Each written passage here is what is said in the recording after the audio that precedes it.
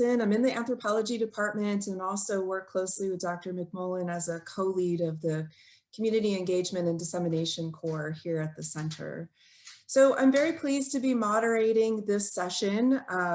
These are great sessions. I just loved this session so much last year because this exposes us to the range of research that's happening here at the center that's been funded. And so this is local research around a variety of issues related to health disparities. So what I am going to do is read off the name of the researcher and the title of the project, and then that person, each person will have 5 minutes to give us a short synopsis of their research project, to tell us a little bit about it, and then we'll go ahead and then I'll announce the next person. So we have 6 different researchers that we will hear from in this session.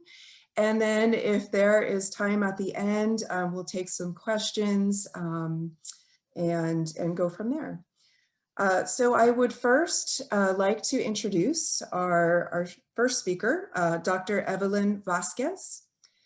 She is in the Department of Social Medicine, Population and Public Health, and the title of her talk is Healing the Academy, Addressing Mental Health Disparities Among Underrepresented Graduate Students. Welcome, Dr. Vasquez. Thank you so much for the introduction, and thank you so much, all of you, for being here. I also just want to recognize that I'm an international postdoctoral scholar, and I was an international grad student at UCR, and I'm really thankful for being part of this great research center. I shared my slides. I'm not sure, should I share it by here or if someone? Yeah, absolutely. If you want to share your screen, you're welcome to do that. Okay. I just want to make sure because sometimes it doesn't come into the presentation. Okay.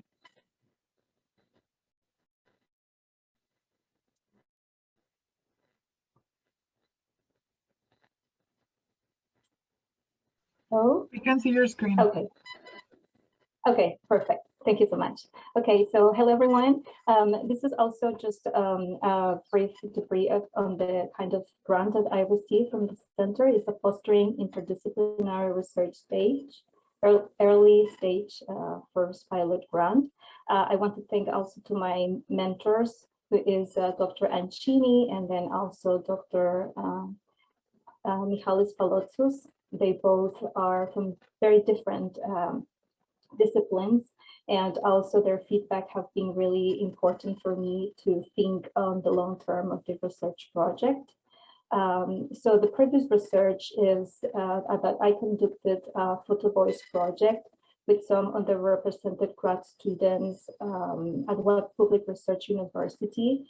And for this project, it was mainly explore the levels of social connectedness and also the mental health needs among this group.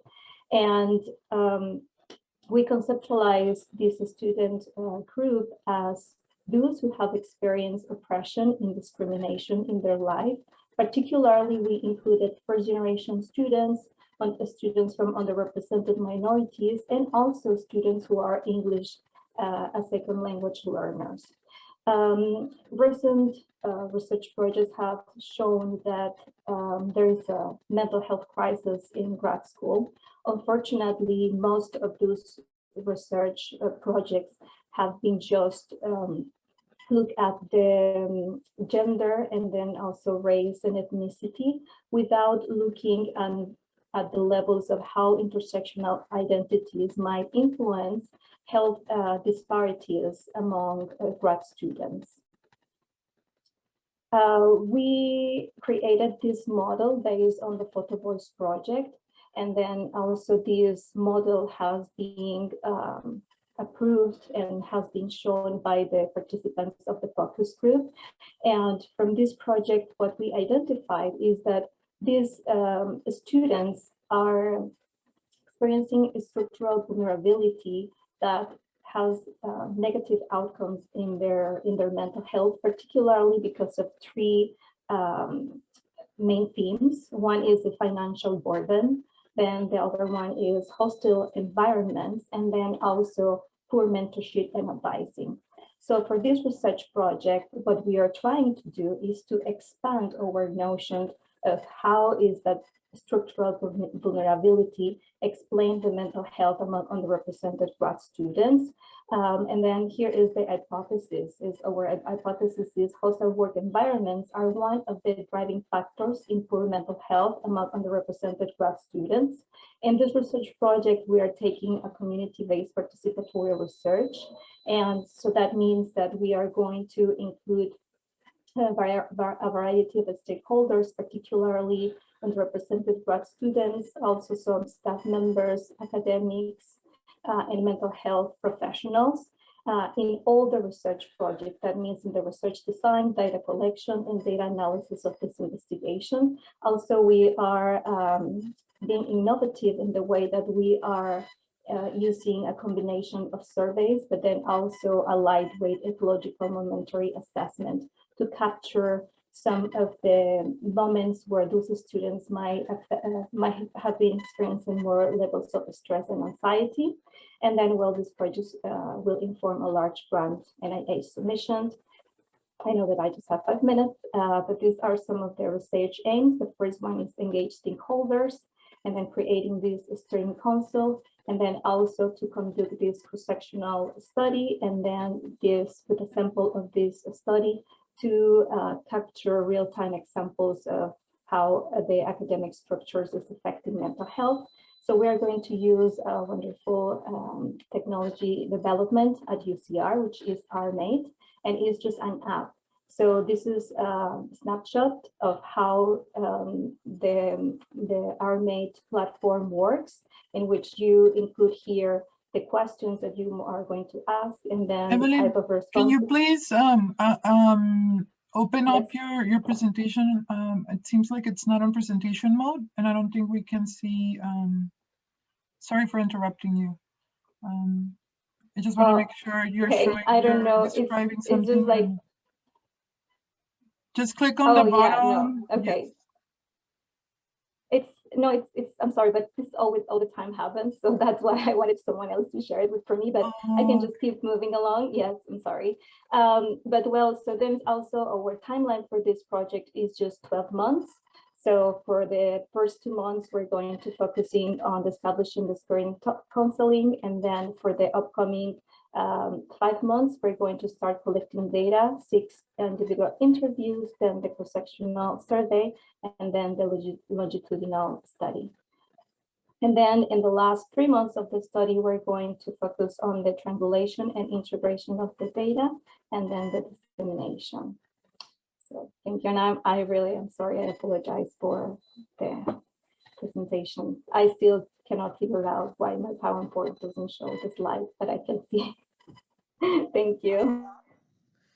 Thank you so much, Dr. Vasquez, and don't worry about it. We're all living in this new Zoom reality, and sometimes things work well, and sometimes they don't. The most important thing was to hear about your really important work. So thank you so much. We really appreciate it. Okay, so we are right on time to move to the next speaker. So I am very pleased to introduce Dr. Samantha Ying. She's in the Department of Soil Biogeochemistry, and the title of her research is, Does Replenishing California's Groundwater Adversely Affect Water Quality in Disadvantaged Communities? Welcome, Dr. Ying.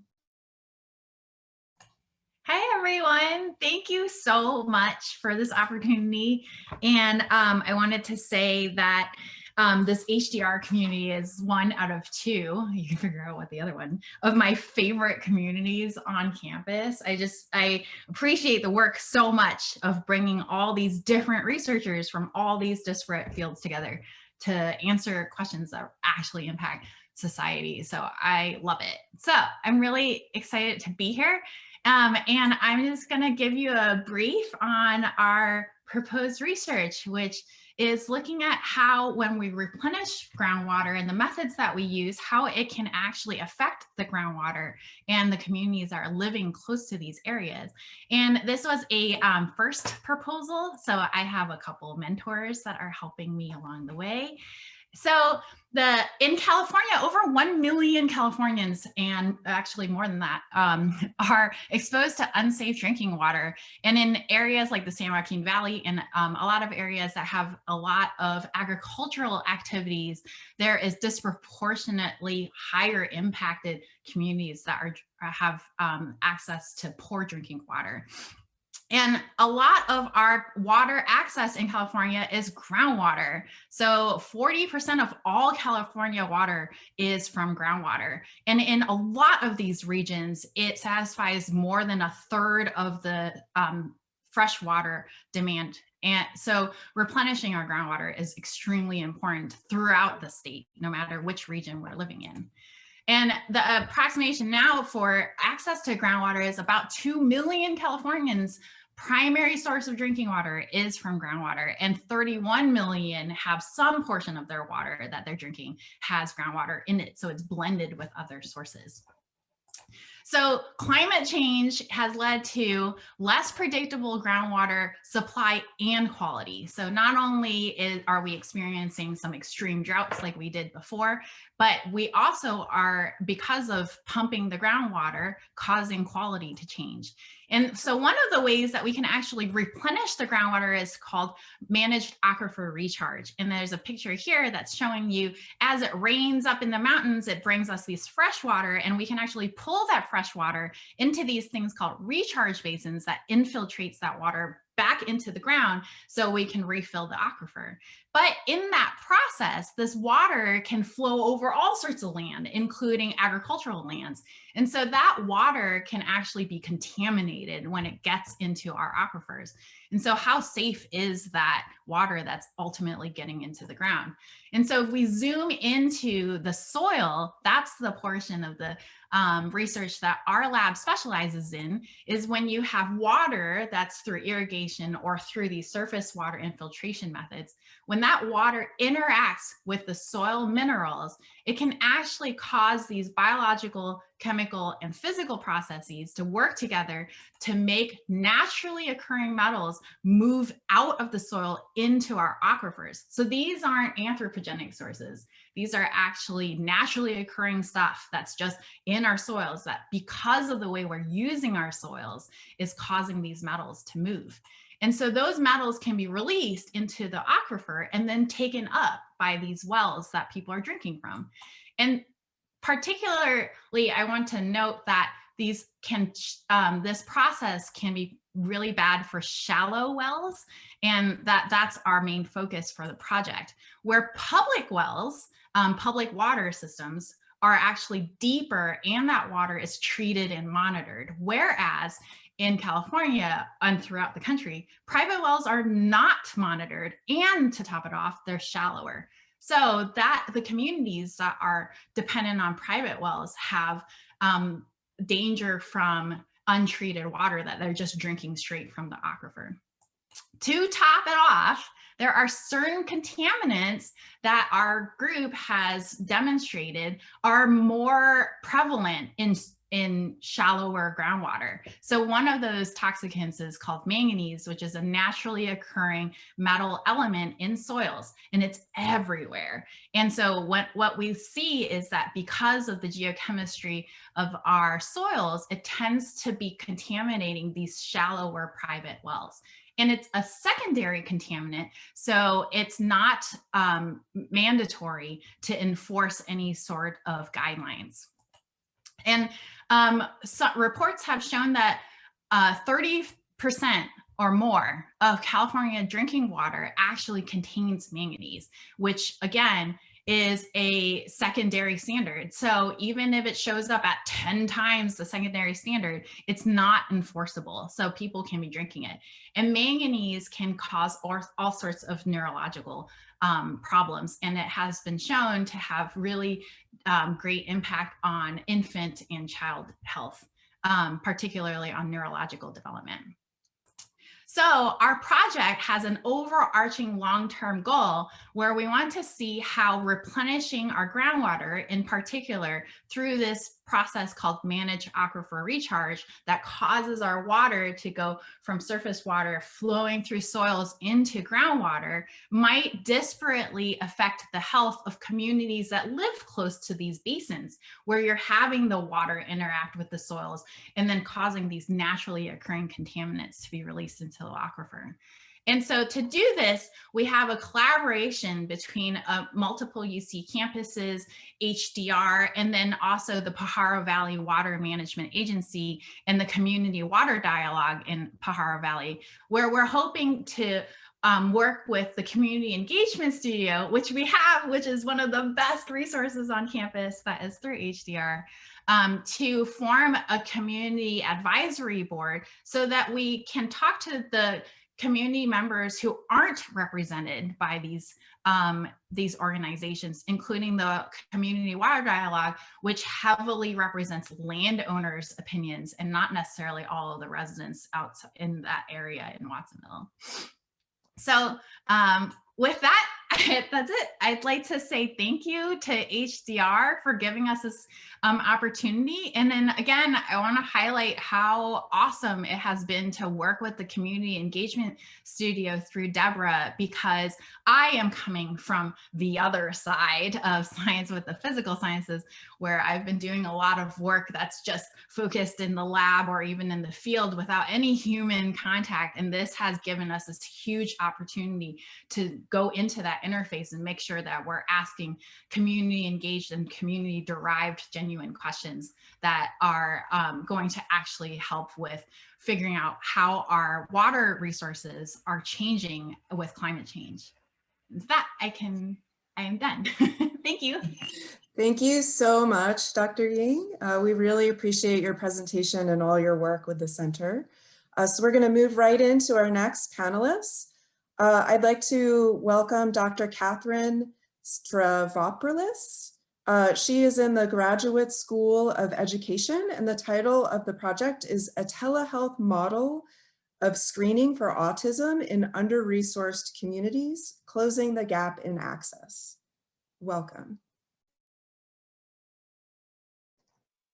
Thanks so much. I'm really excited to be here. So hopefully my share screen worked and everyone can see the slides correctly. Okay, great. All right, so I'm going to talk quickly about our project funded by HDR. So thanks to this community and this wonderful group of people for allowing this project to move forward. So obviously I only have 5 minutes, so I'm just going to very briefly say what autism spectrum disorder is.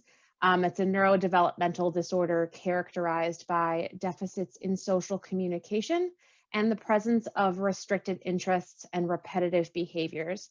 And a lot of us study autism because it's growing in prevalence more and more. So it's something that it's impacting more and more children over time. And there's also a pretty high cost to families and special education and to everybody associated with making sure children with autism have all the educational opportunities that they possibly can. However, in order to unlock those opportunities, therapies, any sort of intervention, one needs to actually get diagnosed correctly with autism by a licensed clinician. And that's where disparities, unfortunately, come into play. So as of 2020, and this has kind of oscillated over time, but as of the 2020 report, white children are 1.2 times more likely to be diagnosed with autism than Hispanic children or Latinx children. And this is disturbing because autism isn't actually more prevalent in white children. It's just a disparity of access, right? So whether that's fighting against a healthcare system that isn't necessarily taking parents seriously, or whether that's an issue related to money or insurance, that piece is unclear, but we know this disparity exists. And so we are trying to hopefully close this gap by using telehealth. And I'll explain what that looks like. So pre-COVID-19, this is maybe the only positive side of COVID, is that it pushed us to do and make these procedures in a way we hadn't before because we were no longer in the clinic. Before COVID-19, what would happen is parents would have concerns about autism. They would call us at the clinic. Dr. Jan Blatcher is the director, and I'm the assistant director of SEARCH, which is a free autism diagnosis and screening center on campus. So they would call us and schedule a visit if it looked like their child was a good fit to be screened for autism, or we would refer them elsewhere for a potentially more appropriate set of services. And for the families who there was concern about autism and it seemed like our center could help provide that screening and diagnosis, before COVID, they'd come in person to get standardized assessments, and then we would write up a report and give feedback. However, COVID-19 crossed out the last and most important step of that process, and we could no longer see anybody in person. So the question was, how do we do that and how do we deal with it given COVID? So COVID pushed us to develop these telehealth protocols for diagnosing and screening for autism. And I'm just going to very quickly show a couple pictures of what that looks like. We've essentially moved all of our procedures to happen on Zoom. So we now have Zoom conference calls with families where we have parents and children interact with one another in the case of little kids, and we watch those videos for very specific behaviors associated with autism. So essentially there's a clinician on one side of the screen, and on the other side are parents and children having real life interactions. And this is a screen grab I took quickly of a little child that has been assessed on Zoom at our center. So he and mom were playing with a variety of toys, and we were watching and kind of coding his social behaviors. For older kids, it looks more like this. It looks like a clinician on one side and the child on the other side talking to us directly. So we can have more of a back and forth conversation and therefore be assessing kind of social skills and behaviors that way. And here's an example of a teenager who was talking to me. I think at this point he was telling me about his participation in some kind of like quiz bowl type club. He was very excited to tell me how his team had won multiple competitions. So we were talking about that. So our current project has two goals. One is we want to compare the efficacy of telehealth to in-person evaluations. So once it's safe to do so, we're going to bring children back to the clinic and compare how they did on our telehealth screening versus in person to get validity and reliability, since that's critical for making sure these procedures work. And then the other piece, which of course is most relevant to the center, is by doing this and allowing for telehealth procedures, we're hoping we can lower these disparities. We're hoping that by allowing procedures to involve telehealth and not requiring families to drive all the way to UCR and take time off work and find childcare for their other kids, that hopefully in these underserved regions with minoritized families, we can help provide early diagnosis for families that might not get it otherwise. So we're hoping to both close these disparity gaps and to kind of systematically evaluate the efficacy of telehealth. So just want to acknowledge all the SEARCH team members and children and families, and of course, the center and the School of Medicine, and just have contact information because I know this was a lightning fast kind of blitz. So thanks everybody, I really appreciate it. Thank you so much for your presentation and for talking about the creative ways that your team and other teams are pivoting in these times of COVID as well. So we really appreciate that. Let's go ahead to the next participant. So this is Dr. Elizabeth Davis. She is in the Department of Psychology. The title of her talk is Contextualizing Latinx Children's Development in Psychopathology, an interdisciplinary investigation of sociocultural and psychological processes contributing to health disparities in anxiety. Welcome, Dr. Davis. Hi, can you all hear me okay and see my slides? Okay, thank you. So first, I really appreciate the invitation to share some of the work that we're beginning to do with this group.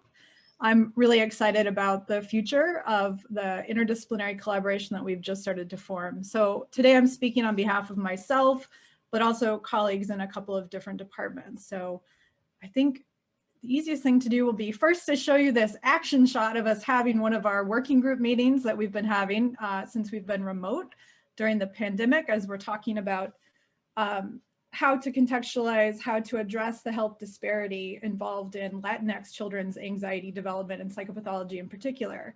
So here you see me sitting in the same place as I am right now, which is where I sit for all of my Zoom meetings and literally everything that I've been doing for a year. My colleague, John Franchak in the psychology department, my colleague, Kalina Michalska, also in the psychology department, Marissa Brooks, who's in political science, and Kova Lamar Prieto, whose face is unfortunately a little bit cut off in this screenshot, but she is in Hispanic studies. And so we have assembled this group of interdisciplinary faculty to, to be working on this problem. And we are bringing a variety of disciplinary perspectives to the issue. And what I want to point out is that this project is potentially in a little bit earlier of a stage than some of the others that we are hearing about in this panel. So we were awarded what's called an interdisciplinary research working group, which is essentially some support for us to begin to put our heads together, share our disciplinary perspectives, brainstorm the kinds of ways we can address this really pressing question and see if we can come up with something novel and creative that we could begin to evaluate both in a new conceptual model that we are working on developing, but also in an empirical set of studies that we are working on developing, and hopefully we'll be proposing for additional funding through the center later on. So the issue that we are tackling is anxiety in general, which is becoming more and more prevalent and a more common experience for children, adolescents, and youth. Latinx children in particular appear to have an increased risk for developing anxiety symptoms in childhood. So one thing that I should mention is that my colleagues in the psychology department, Dr. Franchak and Dr. Michalska and I, all happen to be developmental psychologists, which means that our research, though it focuses on different aspects of developmental psychology, is about how children grow and change over time in the context of families. So we are all puzzled by this question of why there is this increased risk for anxiety among this particular group. And our goal in putting our heads together is to begin to identify the possible mechanisms or potential explanations that would account for part of this disparity.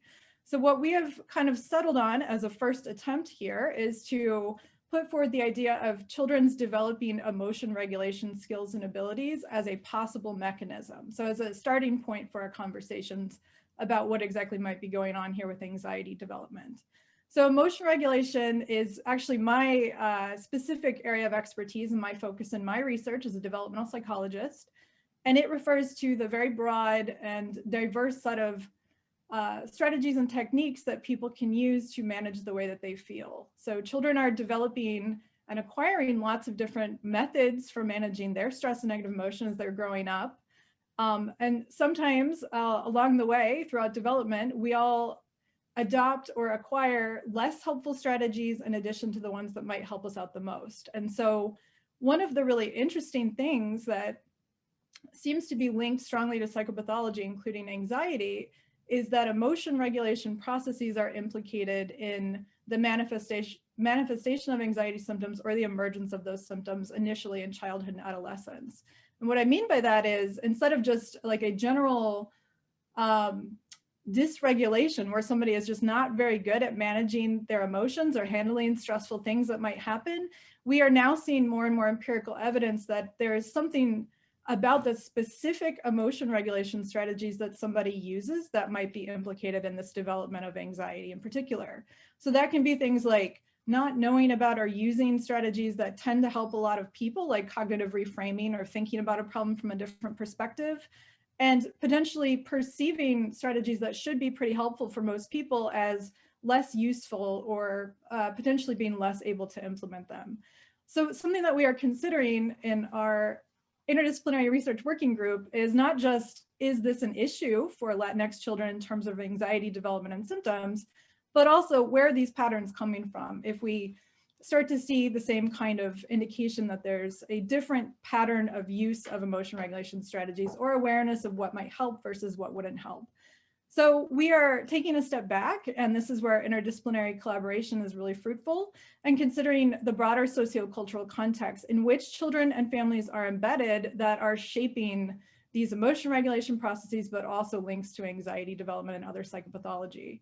And so in particular, my colleague, Dr. Lamar Prieto, in Hispanic studies, is an expert in bilingualism and linguistic shifting. She and I have collaborated in the past on things looking at whether people who are speaking multiple languages, one of multiple languages that they might speak at home or in different contexts, how emotions are talked about differently depending on the language the person is actually speaking. So we are beginning to try to incorporate some of that into our thinking about how language spoken at home or bilingualism or multilingualism might be influencing the sorts of things that children are learning how to do to manage their negative emotion. And then my colleague, Dr. Marissa Brooks in political science, studies labor and the kinds of jobs that people have these days. And so we are also taking a broader look at whether the sorts of economic stressors that adults in a particular household might be experiencing, depending on the sort of work that they are engaging in, could relate in addition to stressors in the family and in the household, and how people are interacting with children and kind of shaping and teaching them to regulate their stress and negative emotions. So I don't think I have to try to persuade anyone in this meeting, but we find this interdisciplinary approach to be incredibly fruitful. Our conversations this year have been really interesting as we all try to wrangle our different interdisciplinary, our different disciplinary perspectives so that we can come to some sort of consensus about what might be a useful and novel conceptual model for explaining this health disparity and anxiety and mental health in particular. And we are very excited because the set of us have a diverse range of methodological expertise that I think we're going to be able to leverage in the next steps of this project. So as we develop a specific research question and empirical study that we would like to investigate in the future, I think we're going to have a lot of good options for how we go about doing that. So the next steps for this group are to essentially settle on, refine our theoretical conceptual model that we are developing about how to approach this issue, and then figure out what we're going to do empirically. So thank you very much. I'm going to stop sharing, and that's all I've got. Thank you so much. We really appreciate it. So we have two more lightning panelists to get to. The first one is Christopher Christensen. He's with the HIV Positive Aging Research Project in Palm Springs, and the title of the study is A Solution to Halt Further Isolation of People Aging with HIV During the COVID-19 Pandemic. Welcome.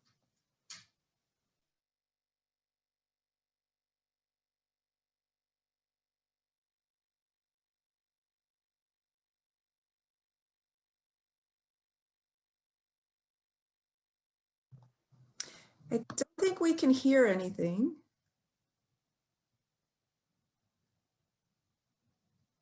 Christopher, do you have your sound on?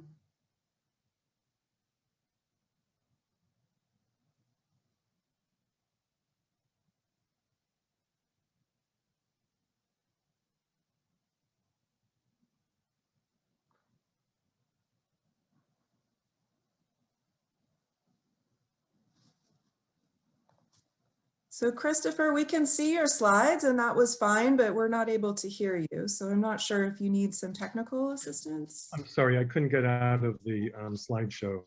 Okay. Unmute No, we myself. can hear you. I was so concentrated on getting the slide program started. No, I know it's so stressful to do slides over Zoom. So let me get back up here.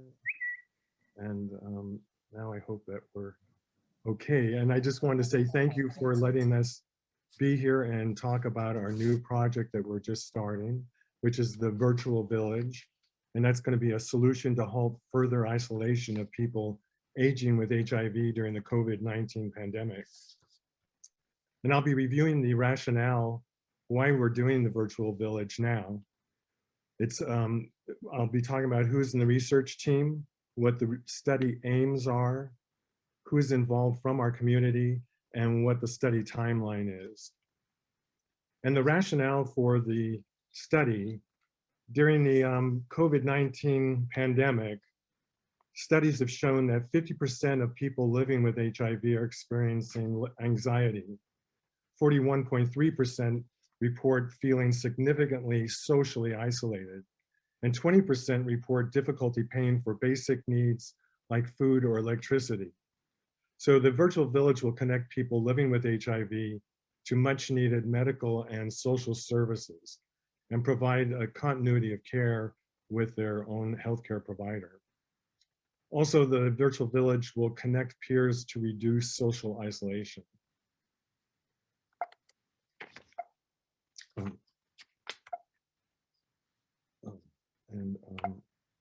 Let's see, my slides have frozen.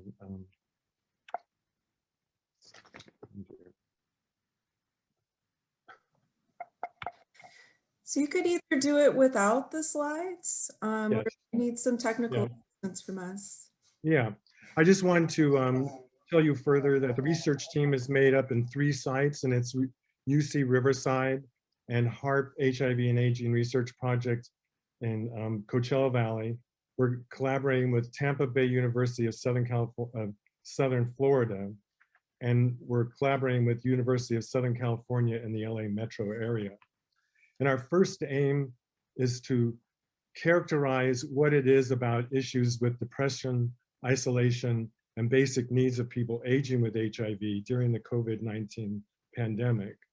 And we're going to use formative research with 4 focus groups, 10 key informative interviews to get some of our data. And this will all be conducted with people who are 50 years of age or older living with HIV in the Coachella Valley, Los Angeles area, or Tampa Bay area. And our aim too is to develop ideas to what to include in the virtual village. We'll be doing conjoint analysis using the AIM-1 focus group and interview data. And then we'll be talking with other stakeholders in the Coachella Valley and our 3 sites that are involved with HIV care, either researchers or our community advisory board.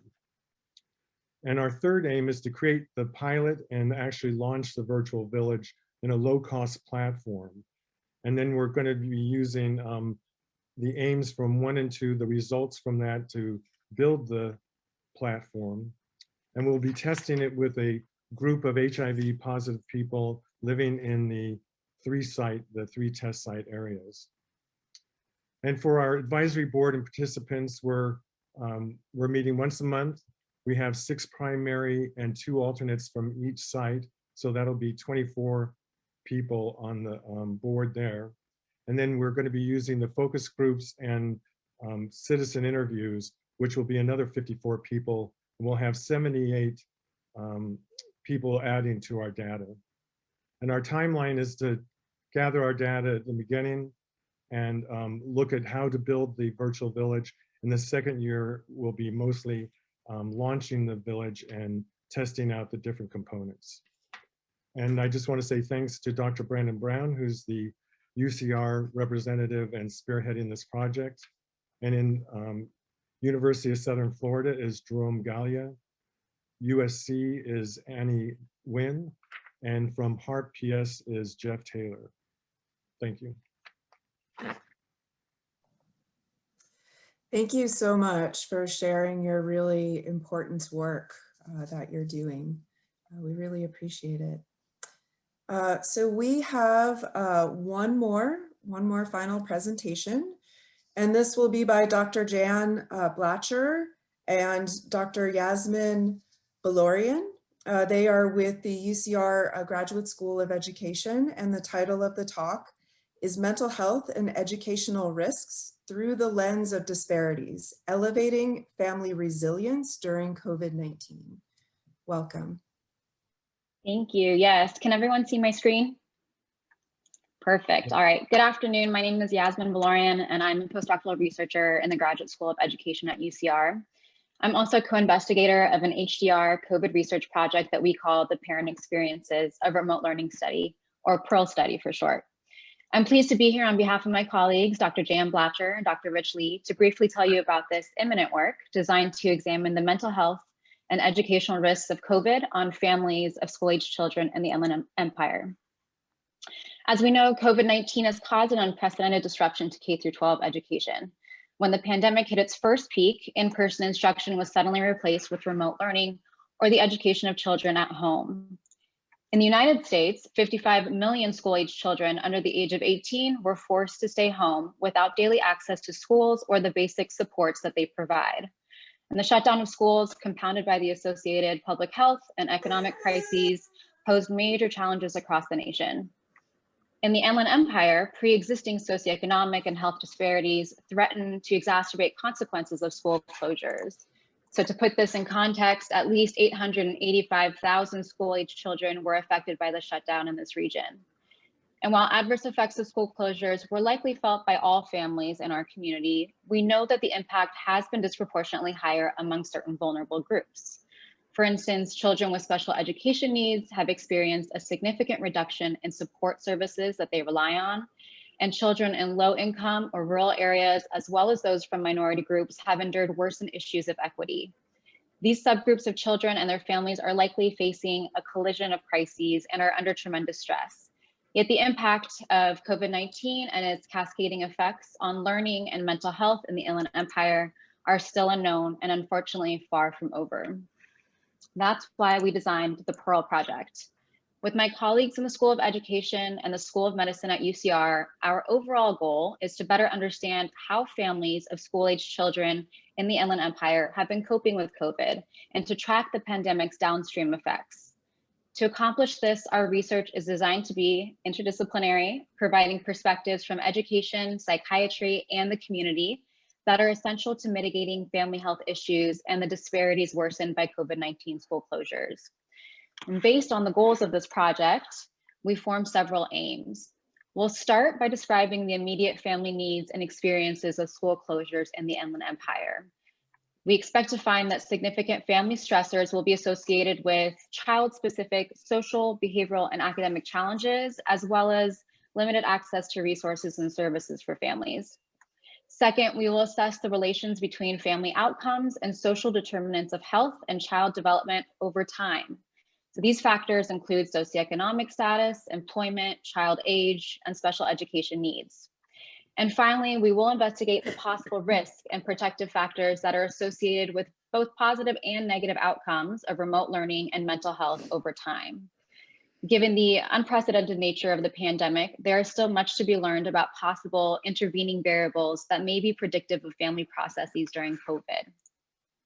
For this study, we aim to recruit 500 parents or primary caregivers of children in K-12 grades in the Inland Empire. The need for longitudinal research has been highlighted as a priority for the pandemic. And in the context of remote learning, child and family issues are likely to be present for longer and peak later than the pandemic itself. And so therefore, we will utilize a longitudinal research design with data collection occurring monthly over a 6-month period. In the first and last time points of data collection, parents will be asked to complete a larger survey to examine a range of mechanisms postulated to explain family-related stressors and functioning. And utilizing a mixed methods approach, at each time point, we will also gather rich data in the form of parent narratives, representing both the most vulnerable and resilient groups. And this study generates a new opportunity to empirically explore the lived experiences of families as a step towards determining the impact of COVID on families in our communities. From this research, findings from this research will assess capacities for stress mitigation in the Inland Empire. It will contribute to our understanding of the underlying mechanisms through which disparities emerge and elucidate pathways to family resilience in the face of global crises. Together with our community and academic partners, we hope to develop creative solutions that meet the needs of diverse families with school-aged children in the Inland Empire. So we thank you for your time and attention. We hope to share what we've learned from the UCR Pearl study with you at the next symposium. Until then, please feel free to email us with any questions or visit us on Facebook.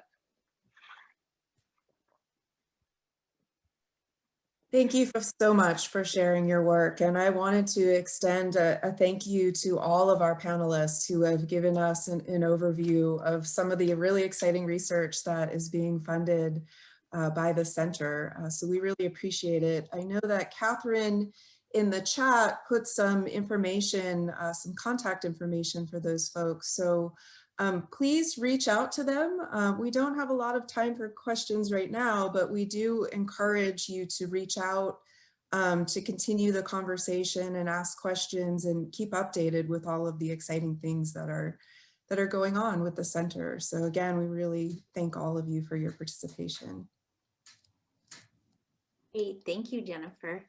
And as you said, I'm so excited to see all the projects that were just recently funded, and that next year we get to hear what happened, right? We get to hear some more about it. So that's part of the joy of being part of the center and how this all works. So thank you all for your presentations.